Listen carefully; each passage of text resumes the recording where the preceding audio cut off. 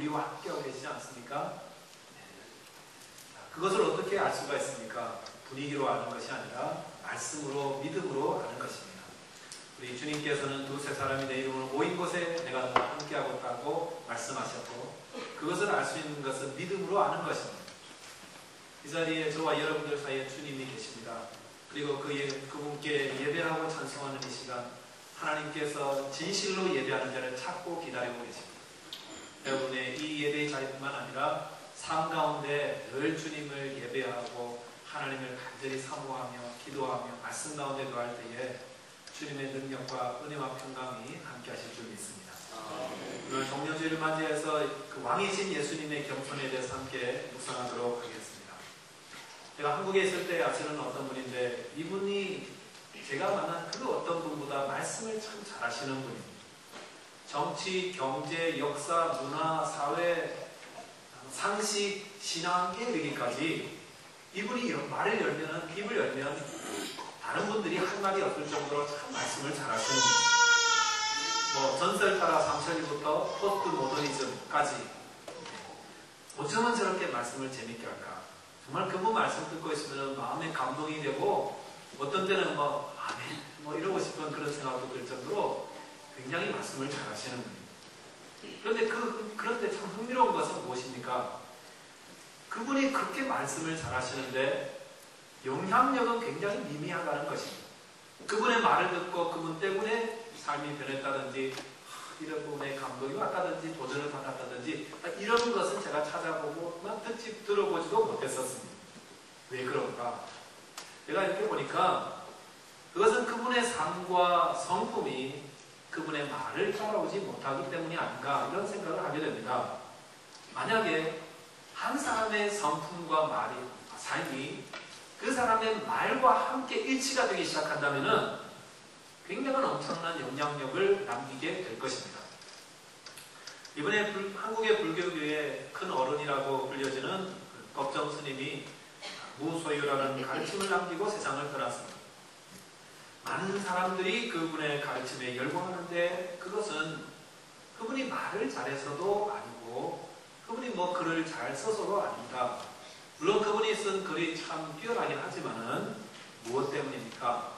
그분의 무소유를 말과 삶으로, 성품으로 실천하는, 행하는 일치된 삶이었기 때문이라는 것입니다. 우리는 말을 잘하고 싶어 합니다.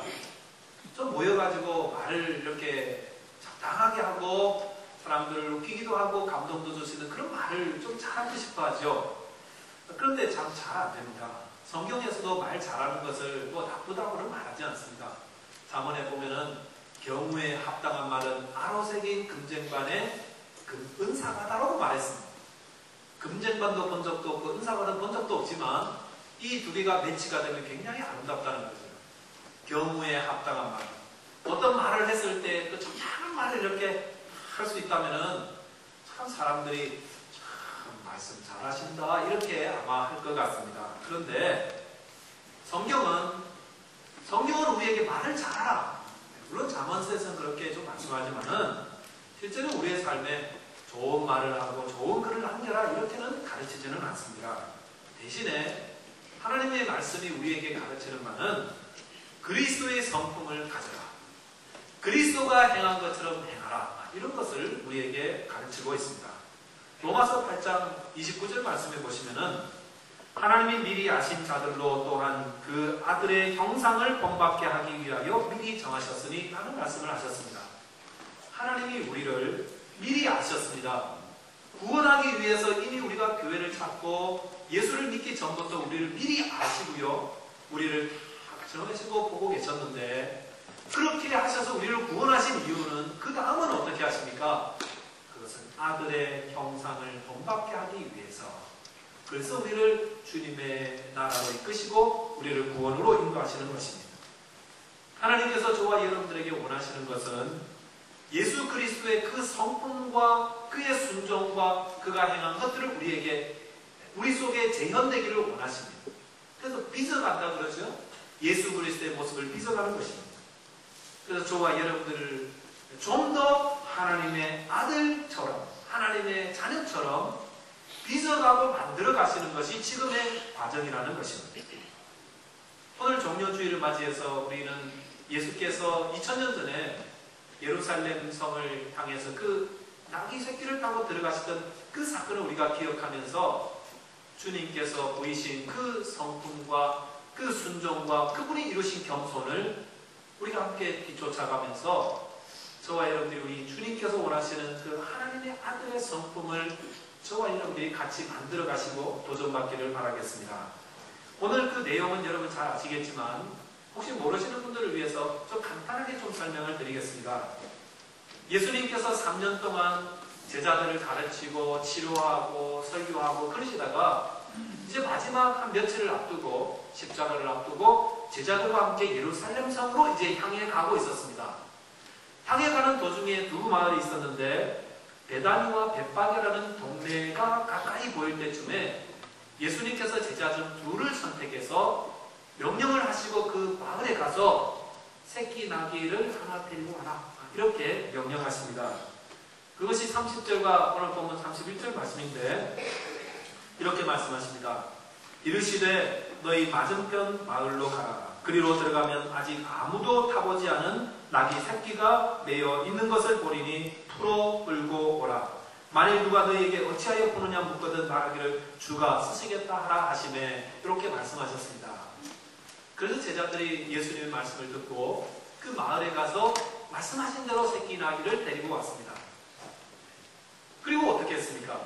그 예루살렘 35절과 36절에 보시면 그것을 예수께로 끌고 와서 자기들의 겉옷을 나귀 새끼 위에 걸쳐놓고 예수를 태우니 가실 때 그들이 자기의 겉옷을 길에 펴더라 하였습니다.